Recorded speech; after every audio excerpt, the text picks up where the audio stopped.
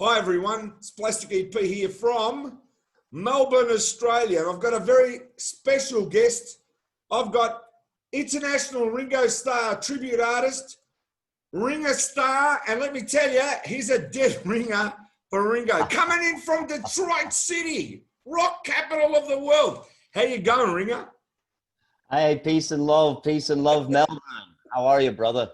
I'm well here in Australia. We're all in lockdown, so we need to talk to you, And I'll tell you what, if I saw you walking down the street, I'd go, hey, Ringo. That's just like me. How many times have you had that happen to you? Oh, it's countless. I'm so fortunate to not just be a tribute artist, but to be a Beatle tribute artist and to be Ringo. I mean, it's just, who would have ever thought? I would have never thought. But they love Ringo. See, when Ringo came in 64, as you know, I don't have to tell you, he was the most favourite Beatle. So now they still love him more than ever. Yeah, and he's still going strong too. Boy, is he an inspiration, man. Wow. And he turned 80. Yeah, who would imagine? He's so but you great. look a lot younger. You look a lot younger. I'm not going to ask your age. He'll probably live longer than I will. He's in great shape. He looks after himself. He really does. Oh, yeah. Yeah. Good on him. I wish him a very happy life and whatever. But now I want to know, start telling me something that no one knows about yourself. When I mean that, you're traveling maybe in airports or you're on the stage or you're singing a song or something happens, some fans come. Tell me something that's happened while you've been performing. Well, I'll tell you what, when on the 50th anniversary of the Beatles coming to America, they had a Beatle Fest in Los Angeles, Mark Lapidus Beatle Festival.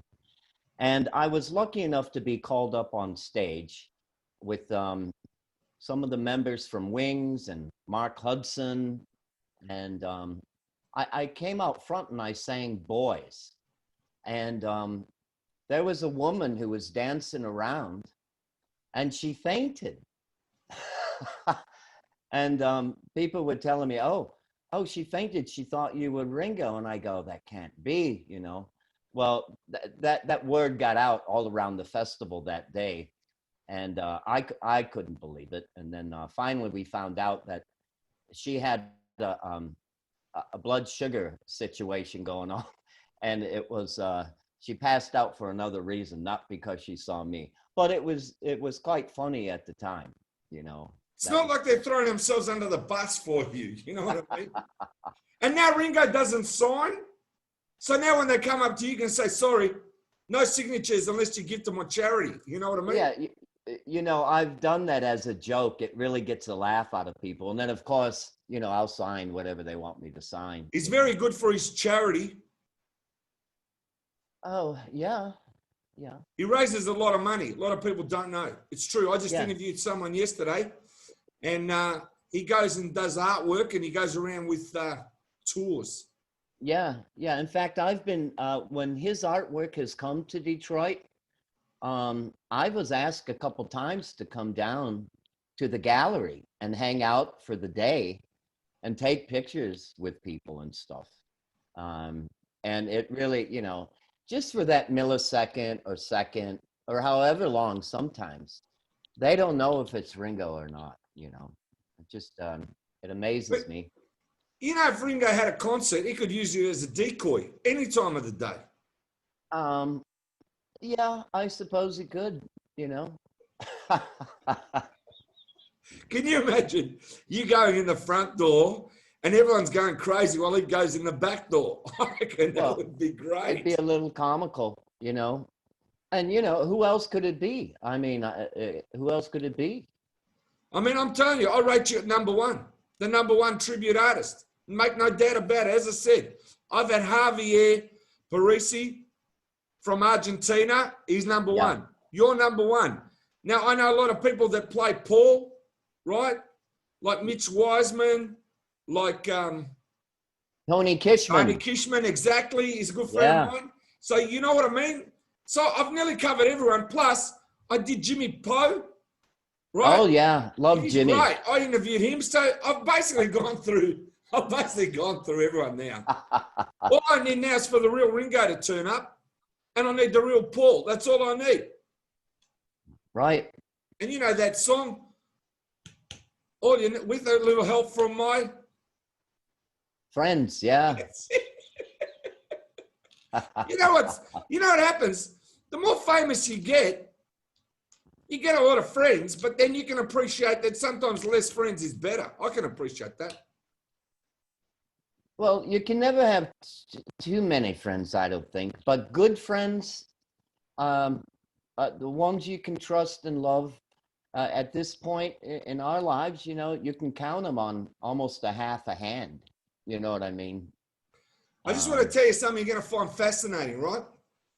I do interviews with Leslie Cavendish, right? And he's the Beatles hairdresser. Yes. And I asked him, now I'm going to ask you straight. I go, Leslie, you've been cutting Paul's hair for so long. Is Paul alive or dead? No, seriously. And I squashed the rumor and I said, you answer this question. Has there been anybody else sitting in that chair when you cut his hair? Is there any facial features change? His nose, his eyes, his hair, the way it falls, his scalp? Because he knows every inch of his head. I said, has there been any change, any fake people sitting in the chair? He goes, no. Well, I said, there you go. From 1966 till now, 2020, Plastic EP has solved that mystery. Paul is not dead. He's alive. Let's let him enjoy his life and drop those rumors now because we don't need it. I thought you'd like to hear that. Yeah, thank you very much.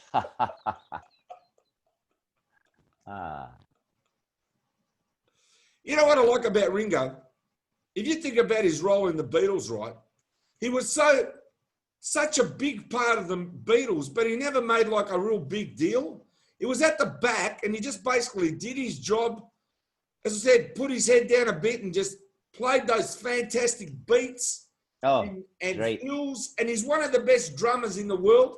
And the great thing about Ringo was in 64, he's the first and the most famous drummer in the world. That name Ringo from 1964, he's kept it. He's the most famous drummer.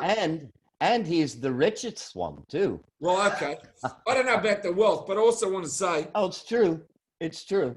It's true, is it? Okay, good luck to him. But what I'm trying to get at is people just love him. And those Beatle cartoons, I'm crazy about those Beatle cartoons. You obviously watch it too. Yeah. Oh, yeah. I love it. Do you turn on the Ringo voice when you talk to people? Well, yes, I do, you know. Typically, it's peace and love, yes. You know, welcome friends and fans. This is Ringo Starr coming to you from Rock City, Detroit. You know, I always wanted to be a drummer. Yeah. And, you know, of course, everyone knows, you know these things. They call him Ringo because he used to wear a lot of rings. Right. That's why I got the name Ringo, from the rings that he used to wear on his fingers. Right. Amazing. I just look back and like I feel like I'm talking to Ringo now. No difference. Well, it's been quite a journey for me. I never thought it would turn into what it's turned into. I'm in my 7th year now, okay, of performing, and it all started out pretty innocently. You know, I've been going to the Chicago Beatle Fest for 30 years, and always with the band. And we would try out for Battle of the Bands, you know, and some years we won, but I was never a singer. I just played the drums, you know. And one year, early on, our 2 guitar players were not going to be there. And they said, you know, we thought, me and my bass player, what are we going to do? And I said, well, I should probably go out and try to do the Ringo thing. You know, we tried it a couple times, but I really wasn't into it as much. So I really did it to the nines. And then we handpicked past winners from Beatle Fest that everyone knew, and they became my all-star band. And we actually won that year. I did Never Without You, you know. Ringo and Mark Hudson wrote it for George after he passed away. And I thought, well, another Beatle Fest, I'll go home. Well, I immediately got approached by a promoter from Arkansas who was having a weekend Beatle festival. And he said, I've got to have you down there. I'll pay you whatever you want. I'll fly you down however you want to get there. And I went down there, and he said, never go out of character. You don't have to perform, just pretend you're Ringo. And the town went insane. The news came out and followed me around. People are pulling money out of their pocket for me to sign. They want me to sign albums, and oh, it was crazy. And after about 3 hours, I didn't know if I could do it anymore. It was so crazy. I didn't never been in a position like that before. And that's kind of how it started. And then it was Charles Snap. He was the promoter of Beatles at the Ridge. And he said, you should really consider being a tribute artist, because you play the drums and I heard you can sing. Well, I've only sang a couple times at Beatle festivals, so. So I finished up some work in the aircraft business after 5 years, and I had a little money saved, and I thought, well, maybe I should try this situation out. So I looked to see how many Beatle festivals were around the world that year, and thought, I'm going to invest some money and go to some of these. And the first one me and my friend went to was the Beatles. It was Abbey Road on the River in Louisville, Kentucky, North America's biggest. It's kind of a 60s / Beatles event for 5 days. So I went down there dressed like Ringo. I went around and asked different bands if I could sit in with them. You mind if I play the drums? You mind if I sing? And they were all happy to do that. And while I was there, I found out about the International Beatle Festival in Liverpool, which I never knew existed, you know. And then I found out also that there's a guy named Charles Rosenay who does a 2-week magical history tour, of a week in London, and then you end up in Liverpool. And I thought, well, I want to go. I want to go. So I hired a photographer, a videographer. I paid her way to come with me. So when I got to the festival, first of all, I get to the airport in New York and everyone thinks I'm Ringo. And when the other people that were on the trip, there was 70 of us total, they freaked out because they're going on a Beatles history tour and here I am with them. And so it started out really, really great. But and we even got to record in Studio 2 at Abbey Road. And that was just amazing to be on that sacred ground there. We got to sing All You Need Is Love, 70 of us. There were 70 seats with headphones and microphones everywhere. And we did a multi-track recording of that. And by the way, it's on YouTube if you go to Ringer Starr YouTube channel. So then we go to Liverpool, and oh my, all these bands from around the world. And so I did the same thing. I went around the bands and said, you mind if I sit in and sing? I play the drums. And then word got out to the festival director, John Keats, and a couple of the people that are owners of the Cavern Club. And they found me, and word got out, there's this guy from America. He's the same size as Ringo. He sings and plays the drums. So they found me. And they said, listen, we're having a George Harrison tribute night tomorrow night at the Liverpool Philharmonic. Would you like to sing a song? And I said, what do you want me to sing? And they said, how about It Don't Come Easy, because George wrote that for Ringo. And I said, okay. But then later on, I found out Mark Hudson was there. And I had just won the Beatle Festival with Never Without You. So I went back to John and I go, I don't want to do your bloody song. And he goes, what? And I go, there's a better one to do. I go, Mark Hudson's here. I'm here. Mark and Ringo wrote it for Ringo. And it's a George Harrison tribute night. And John gets on the phone immediately and calls Mark and he says, will you do Never Without You at the Philly tomorrow with Ringo Starr? And Mark said, yes. So I walk into the rehearsal that day and, the theater's empty. It's a 2,000 seater too, and I'm like, oh my God, I've only sang it 2 times in my life in front of like 300-400 people. And I walk in and there's Joey Mullen on guitar and Mark Hudson and a band from Argentina. I think they're from Argentina called Noob 9. And that was the band, that was the house band for the evening. So I did the rehearsal. They kept me hidden away, and I was the last performer for the tribute. They had the Hare Krishna people. Mike McCartney was there. People that they had a tribute, George Harrison guy. So Mark Hudson is setting up the song, going how difficult it was for Ringo to record the vocals when they were in the studio because it was such an emotional song. And so everyone thinks Mark Hudson's going to do the song.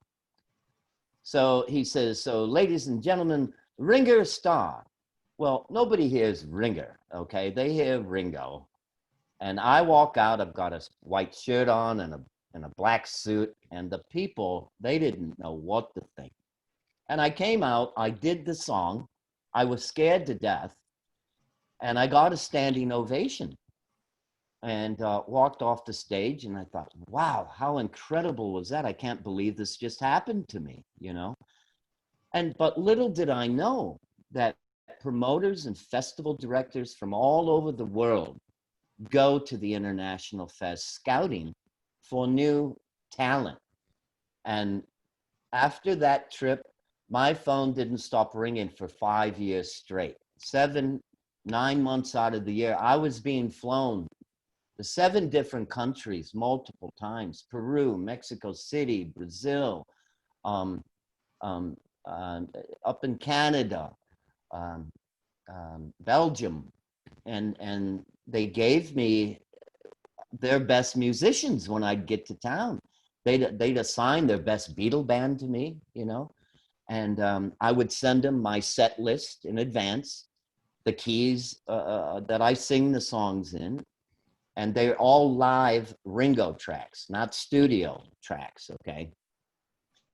And you know, they'd rehearse it. I'd get to the country, and we'd do a rehearsal and do the show. And I just counted them up the other day. I've had 18 supporting all-star bands in 7 years. And it's just been an amazing journey. Not to mention meeting Beatle royalty, you know, which I consider royalty. Like I did 7 days in Mexico City. I performed with a band called Morsa down there.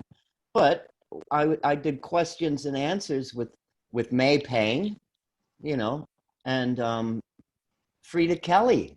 I mean, I was on a bus for 7 days with Frida Kelly and May Pang. And it's like, how did I get here? We're on the bus, and Frida gets a call, and she goes to the back of the bus, and then she comes back and she sits down and she goes, oh, that was Ringo. And I'm like, really? And she goes, yes, his cousin passed away and wanted to know if I could come to the funeral over in Manchester, I think it was. And she said no, that she was in Mexico City, you know. But, and I've got to perform with Carl Perkins down in Arkansas, you know, which was, his father was George Harrison's favorite guitar player, you know, Carl Perkins. So it was Stan Perkins, Carl Perkins' son, Stan.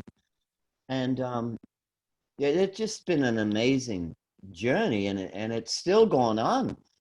At the beginning of this year, I got gigs that were being canceled here in the States and over in Helsinki. I was supposed to do 2 shows over there.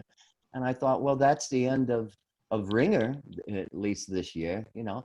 And all of a sudden, I'm doing interviews, you know. You were one of the interviewers, a guy from LA and here in Detroit, man on the street. We just finished an interview that they want one in Helsinki. They want one down in Peru, and it's like, wow. And I'm getting a couple gigs around the Metro Detroit area too. So it's all good. I'm so happy. I'm so blessed. And I love everyone that has supported me over the years. It's just, who would have ever imagined, you know? Anyway. But see, I saw your video. I did. Before the interview, I saw you. It don't come easy. And it must have been at the Beatle Fest. They had a picture of 4 heads of the Beatles above. They had a great band backing you, and you played 2 songs. And I heard it, and I was blown away. And as I was telling you before, the closer you sit to wherever you're playing, don't get me wrong, you're still seeing tribute artist, right? But mentally, the public is so pumped up that we're going to see Ringo Starr, right? We can't see Ringo Starr at the moment, right? Unless he's Right. with his all-star band. But you know what? You don't know how many people you make happy. And what happens is when the lights go down and you come out on the stage, their minds, this is true, just automatically switch, bang, there's Ringo. That's just automatic because you got the look, right? You got the look, you got the voice, and you got the moves, and you just do such a fantastic job. I saw it on the videos, and I reckon even if you're way back, at the back, you're going, there's Ringo. Like, you know, that just, it makes people so happy. That's what you got to Oh, understand. it does. It's all about making people happy and the happiness that you share. Yeah, it's been incredible, you know, to touch so many people like that is just beyond belief. And you're right, the happiness it brings, and that people, you know, they we take pictures together and they send them to their friends and said, "See, I told you you should have come. You never knew who would show up," and they think it's Ringo, you know. And yeah, it's been quite incredible. And who would have ever thought, you know, because I never looked like Ringo. Seriously, I was in a Beatle band where I wore the wig and the suit, you know, and I wear glasses. And I never looked like Ringo, you know, never. It wasn't until I had seen the first two or three all-star bands where Ringo was still sporting the ponytail with the big beard. And a friend of mine calls me back in the early 2000s and says, "Have you seen Ringo lately?" And I go, "No." Um, I saw him, you know, at the All-Star band. And he said, "Well, he cut his hair." And he goes, "He looks a bit like you now." And I'm like, "Really?" So when I do interviews, you know, radio, TV, newspaper, which I've done a lot, you know, over the last few years, one of the questions is, "So when did you find out that you look like Ringo?" And I go, I tell the truth. I go, "I never did look like Ringo." I go, "Ringo had to cut his hair and get a little older, you know, um, before he started looking like me." Yeah, but you know what? Even when you smile, it's like, it's not even an impersonation. It's like, I'm looking at your facial features, don't get me wrong. And even if you're not Ringo, my mind is saying Ringo, Ringo. That's what it is. The popularity is that strong that you only have to look, let's say 95% of it, and the other 5%, they don't care. I'll be honest with you. Even if you look 50% like him, right? It won't matter because they're fanatics. That's what it really is. So you've got the presentation of this is who I am, right? Right. And they're going, "No, Ringo, Ringo, Ringo," and you're acting like you're not Ringo, and they're still going Ringo, Ringo, Ringo, because it's the excitement that just looking at you. Like now, even when you smile and you do peace and love, it's freaking me out. Exactly. And when you play it up, and I tell you, you smile. I've seen Ringo so many interviews, and when he smiles, it's like a dead ringer. Who gave you that name, Ringer? You're a dead ringer. Yeah, I woke up one morning thinking that was a kind of a clever name, you know, to name myself, you know. You know, I'm so happy that I interviewed you. You got no idea. I mean, we could talk forever, but what have you Oh, we got coming could. up? Is anything coming up? Well, I on September, or no, on just a couple weeks, on the 28th, I'm headlining a 2-day festival on a Friday night. A friend of mine is headlining on Saturday night, and it's a little out in the country type of Woodstock thing. It's a hippie fest. It's called Peace, Love in the Thumb. You know, Michigan shaped like a mitten. You know, so it's up in the thumb a little bit. That's coming up. And then I'm back at the Octopus's Garden, which is an outside venue on the Clinton River. Octopus's Beer Garden, Peace and Love, Food and Beer, something like that. And I'm performing there again on the 12th of September. And then I'll go back there on October 9th, where they close the bar. They close it on John Lennon's birthday. So I'm going to have my band learn some Lennon songs, and we're going to close the club up. And that's about it for the year. But you never know what else will come up, you know. And, you know, people can find this out on Facebook, Ringer Starr, Starr with one R on Facebook. And of course, I have my own YouTube channel, and there's a lot of other videos on YouTube outside of my channel of my performances all over the world with 18 different all-star bands in 7 countries.